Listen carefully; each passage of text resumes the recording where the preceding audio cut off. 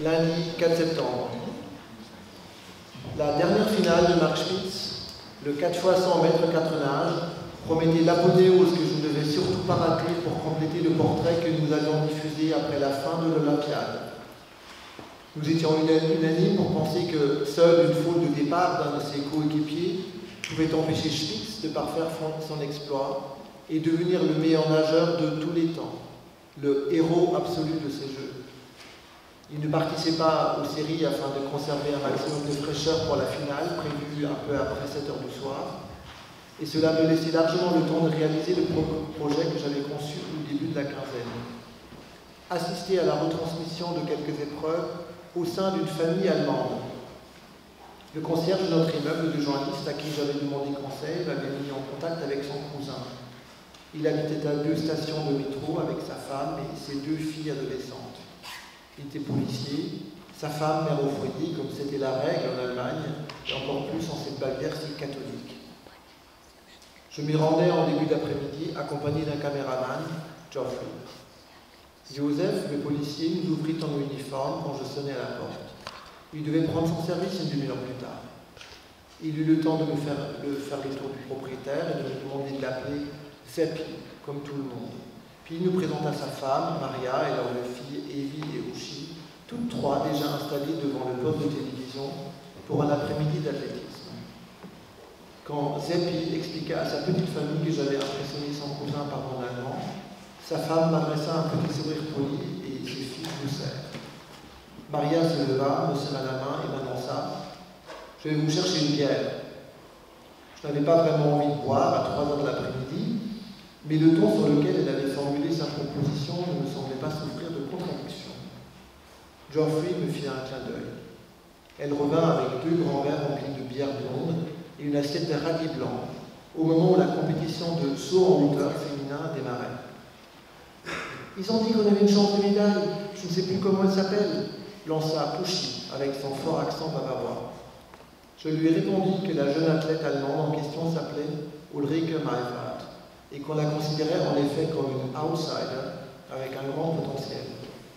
Jonathan m'avait une fois de plus préparé des fiches précises sur les performances des participants, ce qui me permit d'épater les 2 sœurs. D'abord timide avec moi, elle se montrait plus détendue à mesure que le concours avançait et que les choses se passaient bien pour la jeune Allemande. Je fournissais autant de détails que possible sur toutes les sauteuses, et cela m'amusait de voir à quel point mes commentaires me faisaient gagner l'estime de la mère autant que des 2 adolescentes. Vous voyez les filles, quand on est journaliste, on sait plein de choses que nous ne savons pas. Écoutez bien, M. Craig. J'essaie de glisser des questions dans les temps morts de la compétition, et si mes hôtesses ne semblaient tout d'abord pas très bien comprendre où je voulais en venir, petit à petit, elles prenaient visiblement plaisir à converser avec moi, surtout Ushi, l'aînée, qui devait avoir 16 ou 17 ans. Elle répondait avec franchise à des questions sur l'importance de ces Jeux pour les Allemands en général, et pour elle en particulier, répétant plusieurs fois que l'Allemagne était de retour et qu'il était temps de prouver au monde entier que c'était un pays comme un autre.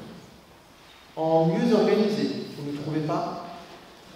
Elle admit aussi qu'elle avait surtout envie de rentrer à la RDA et tous ces pays communistes qui ne respectaient rien.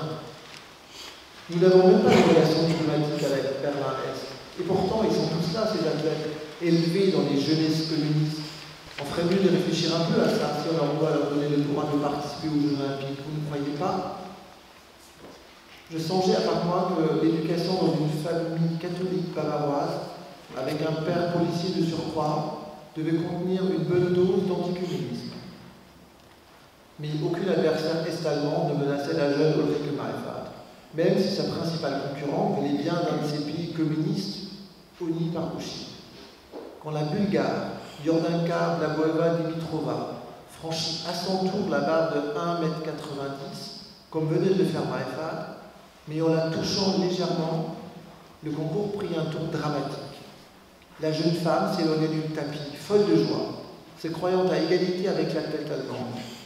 Seulement, la barre finit par tomber, alors que plus personne, en dehors des juges, n'y prêtait attention.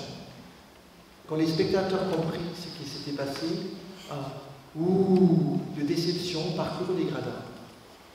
J'étais impressionné par le fair play des publics allemands dans le stade, qui se montraient navrés pour la principale concurrente de leur représentante nationale. Rien de tel chez les hôtes en revanche. Uchi et Evie hurlèrent leur bonheur, et même Maria eut du mal à contenir sa joie.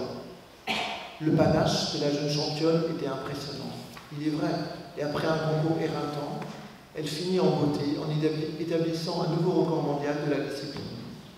Elle franchit pour la première fois de sa vie 1,92 m du haut de ses 16 ans et 3 mois. Un nouveau Fräuleinsrunde, ne le trouvez pas, me suggéra Maria, et je la remerciais chaleureusement, non seulement pour son hospitalité, mais aussi de m'avoir donné les titres de mon reportage.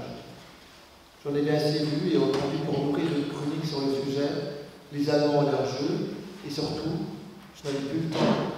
J'avais rendez-vous avec Mark Spitz et Sam, au stade nautique. Je suis pressé là.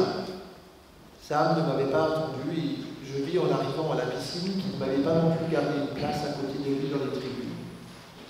J'étais pourtant arrivé à l'heure cette fois-ci pour voir le dernier exploit de notre nouvelle amie au sein du relais 4 x 100 mètres 4 nages. Je rejoignis alors mes 2 collègues spécialistes de natation sur les bancs réservés à la BBC en leur disant « Bon, on va voir si la légende entre dans l'histoire ou s'il échoue d'un poil, malgré sa grosse moustache. » Je n'avais pas la tête à plaisanter, mais je ne voulais surtout pas laisser paraître auprès de mes collègues que le cœur n'y était pas. Je ne comprenais pas pourquoi Sam me snobait depuis 3 jours. Ce qui s'était passé au restaurant après l'entretien avec Mark Spitz défilait en boucle dans ma tête, et je ne pensais plus qu'à le revoir, à passer du temps avec lui, comme cet après-midi au musée. Mais après notre retour du Liebach House, il avait disparu une nouvelle fois. Et maintenant, cette phrase jetée à la figure, je suis pressé là, je vais au théâtre, voir Fédan de aucune explication, à peine un regard, et quitter la piscine à grands pas, autant pour rejoindre la délégation israélienne au théâtre que pour me fuir, me semble-t-il.